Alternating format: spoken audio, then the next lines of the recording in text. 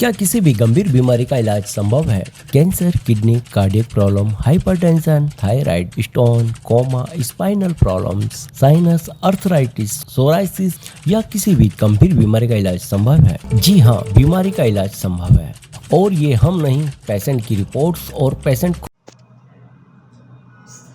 मैं खुशबू अग्रवाल इंदौर से हूँ। मैं 15-20 दिन से खांसी से काफ़ी परेशान थी। काफ़ी हफ्ता 10 दिन घर में घरेलू इलाज करने के बाद और एंटीबायोटिक कोर्स के बाद भी ठीक नहीं हो पा रहा था।